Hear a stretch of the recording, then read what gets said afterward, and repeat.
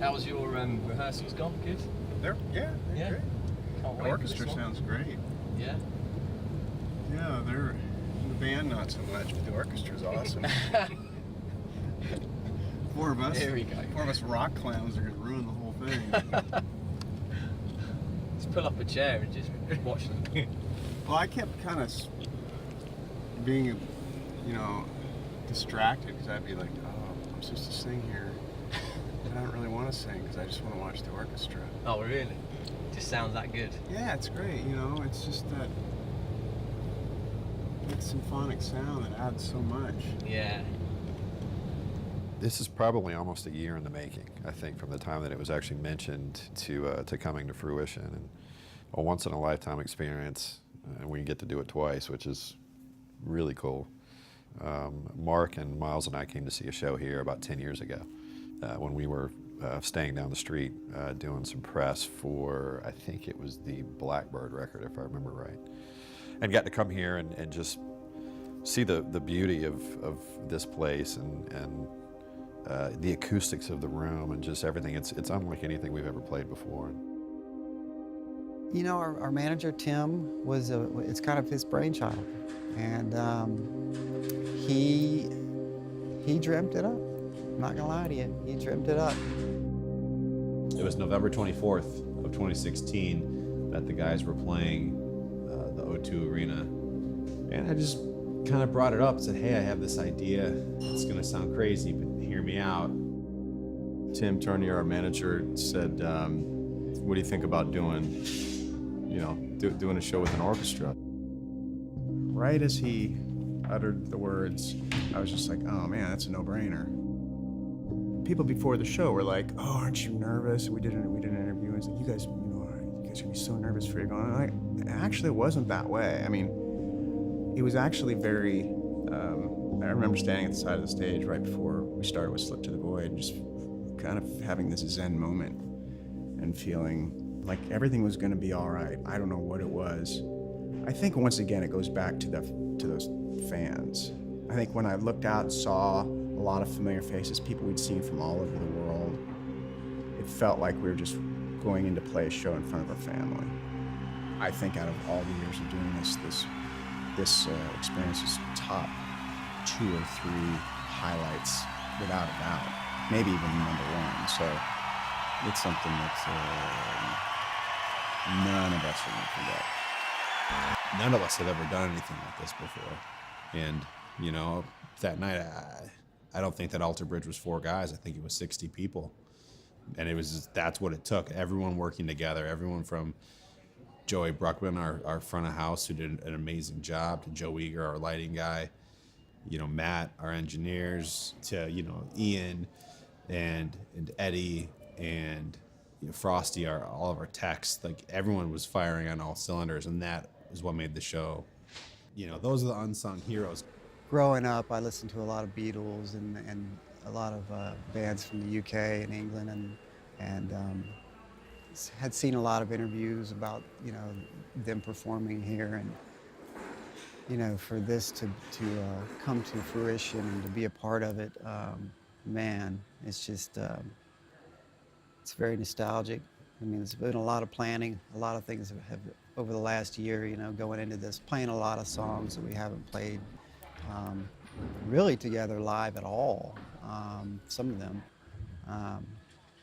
We worked a lot in rehearsals, and there's just a lot of moving parts. Getting the orchestra and Simon and Will and just all the people that have been involved with this whole process. It's just to make it all happen and to see it all come to light. It's been just really cool. This kind of show it doesn't normally get done, and there's a reason for it. Yeah. The reason being is it's absolutely outrageous, and you need people who are basically willing to completely just devote themselves to something for months and months at a time in order to make it happen. At first, we spoke with a few different people. I reached out to a couple different conductors and trying to find the right fit. And it was by the suggestion of a friend that I came across Simon, and Simon then connected me with Will. instant trust. You know, I was like, okay, these guys get it. They get the vision. They know what we're doing. And we just had like just kind of a loose conversation at first. And they both started coming back with the same songs that I was already thinking in my head. It's like, okay, we have something. And then you get back this music score, and not everybody can read a music score. So it's, let's program what this audio is actually going to sound like and then present it to the band. So that's what we did. And I think that's when they were like, whoa, this could be real. And it actually sounds really unique and amazing.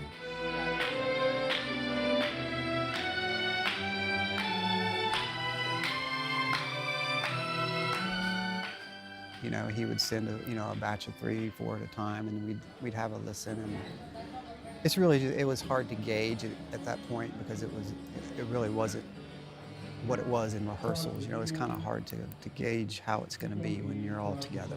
You know, and it's the same when we're writing together as a band. You know, so yeah, we did. We were sent a lot of things ahead of time, and for the most part, I mean, it was always spot on. You know, I don't think we ever really sent any changes or anything that we wanted. So Simon's been incredible.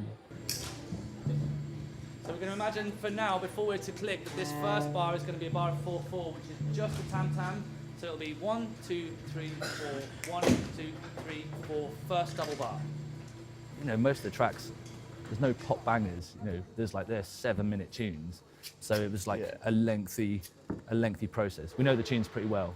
I was chipping it away at it, and I think Andrew was chipping away at it as well, but you did 12. I was locked away. I remember there was about a month when you were sending me a tune once every 2 or 3 days. Yeah, I was continuously. Doing 16-hour days. Yeah. That's the hardest part, really, because and then it's got to be signed off. So you could do all that work, and they could go, actually, we don't like that. But they're cool guys, and I think we pitched it pretty well. So yeah, it's cool. I think from the very moment we heard it, we loved it. You know, it was.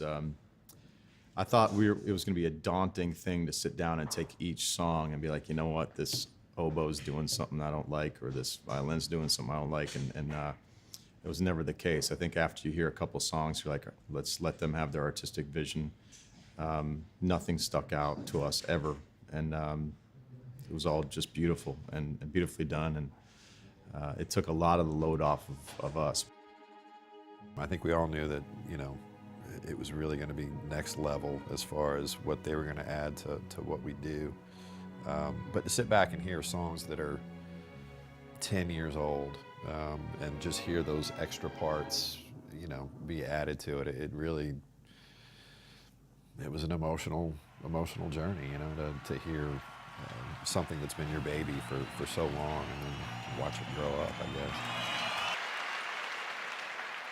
When we had the first rehearsal, I was, 2 days prior to the actual gig, I was excited but nervous, because it was kind of a massive undertaking, and all we had to really gauge things from were these little demos. I didn't even remember what the first song was, just being like, oh my God, give me the hair. In fact, at the first day of rehearsals, I was getting goosebumps so much. The hairs on my back of my neck were standing up so much that I think my skin was sore. I mean, it was just as a songwriter, those sorts of things are such a high. Most of us, Mark doesn't, but the rest of us wear in-ear monitors. And we can control what comes in and what doesn't come in.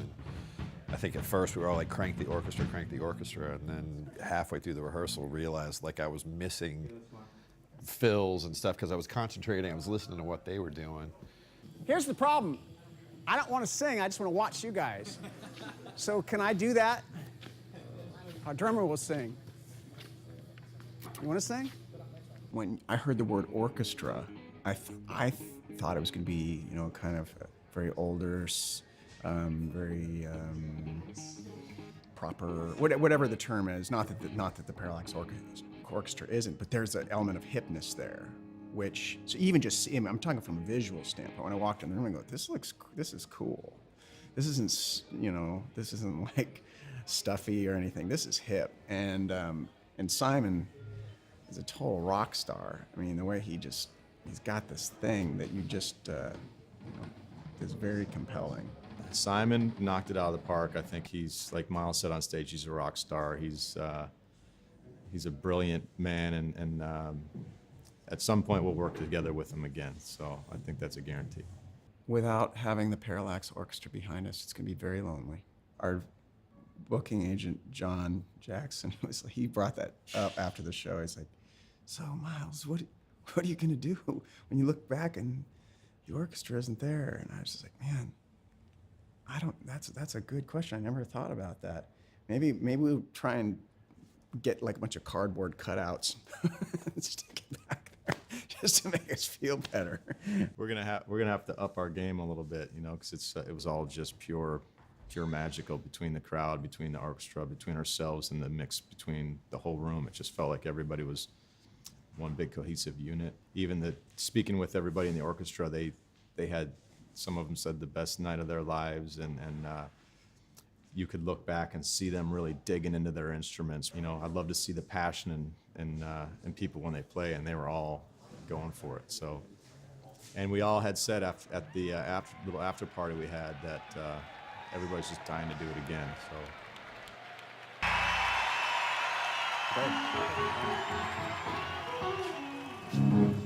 All right. Well, I think we're almost. You guys ready? We're doing. Yeah, I mean, yeah, let's do it.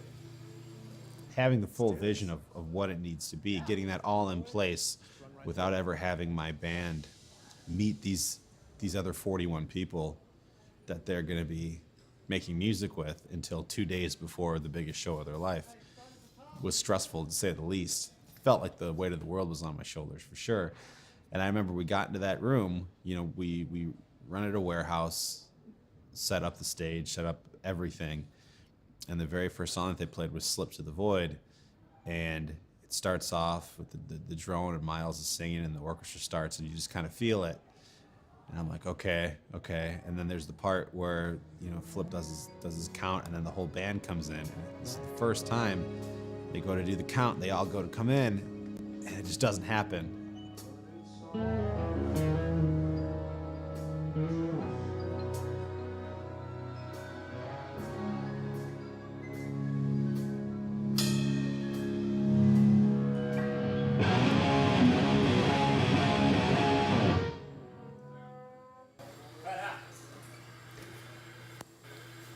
That would be bad.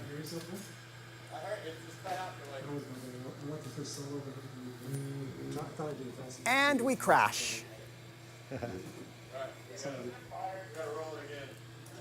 Flip just goes, all right, do it again. And then you're running through the same motion again, and I have this knot in my chest and in my stomach, and then it goes to have the band come in, and it clicks and it connects, and the band's there, the orchestra's there, and then you're just like, thank God this is gonna work. It's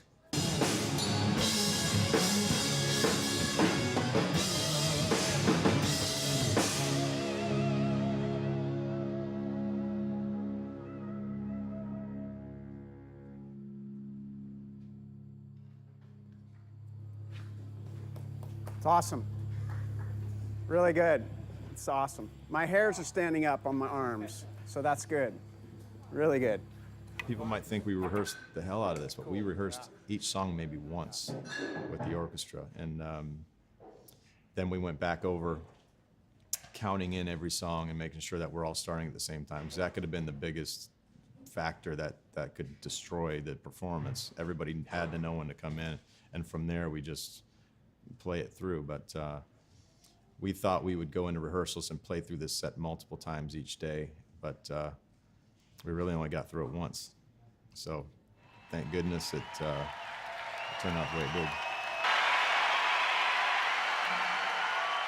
You know, Tim had mentioned it once when he brought it up, and he liked the whole future song concept that Celine and I and a few others back in Spokane, where I live, had started a few years ago. Basically, it's to get musical opportunities, be it instruments or private instruction or you know, whatever, to a child who wants that and doesn't have that, a home that just doesn't have the financial means, or whatever the situation is. Our goal is to make it so they have that option and they can have those opportunities. A lot of it is because of the fact that you have this orchestral element as well. So I think that was very is not just about the rock, you know, the big bombastic rock and roll band, but also you have the very traditional element of woodwinds and brass and percussion and all of that, which is, it felt like it just kind of rounded out the whole musical smorgasbord. So if you're a kid and you want to play trumpet, or if you're a kid and you want to play guitar, if you're a kid and you want to play, a woodwind instrument, I think that this was just it just felt right. It just felt like a real good fit. So we're very glad with, we're very happy with how that whole thing turned out as an organization, for sure.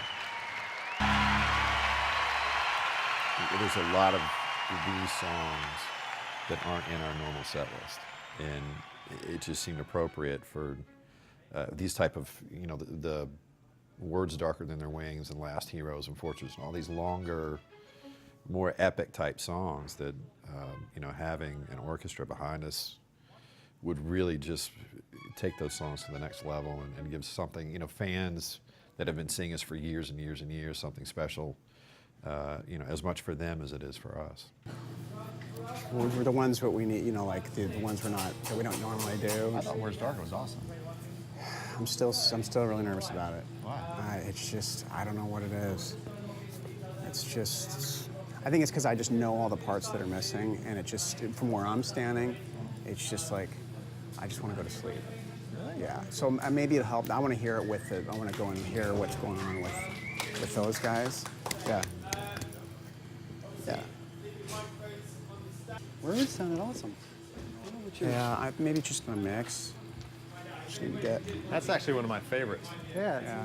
What's that? Yeah, much it could just fun be to my play. mix, and if you guys are all cool with it, because from where I'm sitting, Thanks very much, guys. Thank you. We didn't get through it all, but we'll get there tomorrow.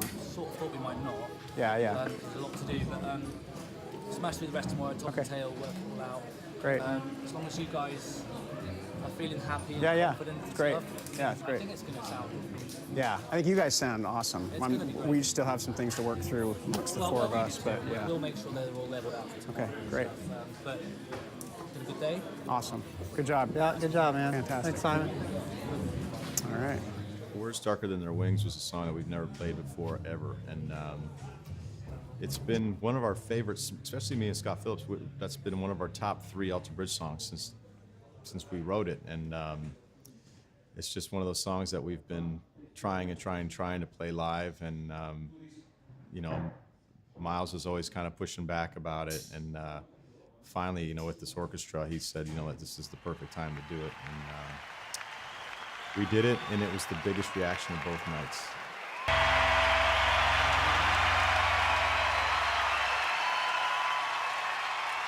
That's what made this show special. It was the show that also our friends and family flew all the way in. I had my wife and kids, and Brian had his father and his brother, and Miles had his parents and his brother, and it's everybody.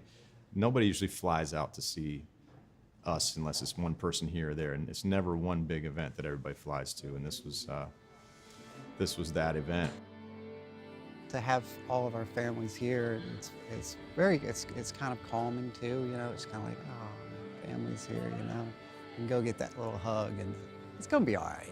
You know what I mean? So yeah, it's special. It's a big moment for and the family and friends are here from the States, and fans from all over the world have come. No, it was just one of those perfect moments. It was even coming off stage and seeing all the faces. You remember, oh, you were here and you were here. I'm glad these people got to experience that. I'm glad I didn't have to go home and explain to my wife how great it was. You had to be there. And I even had my brother Mike, who was in Chicago, call me this morning, and he's like, he does a lot of our social media stuff, and he's like, man, it just seems like everybody said it was the best show they've ever seen at Alter Bridge do, and explaining it to him is not good enough. He can't watch it on YouTube and get the full feel of it.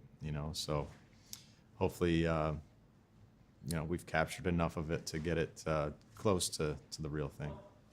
My mother and father, it was the first time, my wife and I wanted them to fly over. So, and my brother and my guitar instructor when I was a kid was there, who's also on the Future Songboard, and then these diehard fans. It just felt like kind of stepping on stage in front of, it's as if I was going to perform in my living room. Not that my living room is anywhere near as beautiful as that venue, but it really was just a very, there was a certain amount of peace that I felt.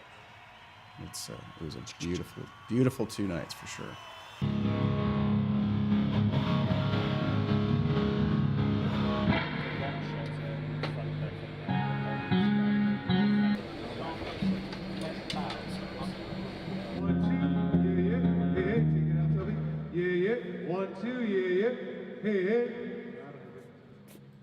When you feel like all the planets are lined up and everything is going as you hoped it would, and then you see that reaction, you see the effect that the music has on people, and you see the tears, and it's incredible. I mean, it's incredible, and it just makes you, it really makes you realize what an incredible art form music is.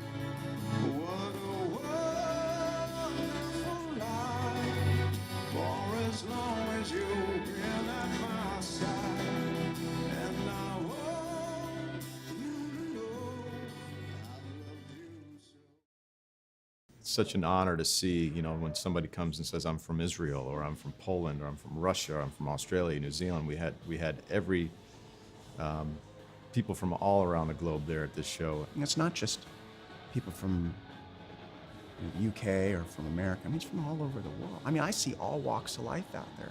From a demographic, it's full spectrum, and that's when I just kind of revel in the power of music. It's just so universal. It's a universal language. It's mind-blowing. And I mean, you know, you see the social media, we've got fans in Israel and India and Alter Bridge, Brazil, and Alter Bridge, Peru, and it's like, you know, I hope that we can get to those countries eventually and hopefully be able to reach that fan base. It really goes to show, you know, we've had such an appreciation for it, is how diverse and dedicated our fan base is, and that there's people that have come to this show that we've seen all year, that fly all around the globe to join us on this journey that we're on, and it's really special for us, and it just blows us away that we've got people that appreciate what we do that much. It hits me and emotionally really pulls my heartstrings, because you see what degrees people will go. I mean, there are people who travel 30 hours to see those shows, and then you feel the love from them, and you see how much they appreciate it and what the whole interaction means to them. And you know, it really hits me, and you can see it at times during the show that I told myself I wasn't going to do it, but it was hard not to get a little emotional at times. You know, I don't like to be the guy standing on stage, you know, trying to keep it together, but I'm human, and when you're feeling that sort of whatever, I don't even know how to articulate what that is. It's hard for me to articulate because it's just so beautiful and so real, and it's like, oh gosh, it sounds freaking cheesy, but there's just this haze of love that we feel from them, and it's the reason that we keep doing this. I mean, it's when you're standing on stage and you're feeling all of that, it reinforces it, and it makes the four of us very grateful.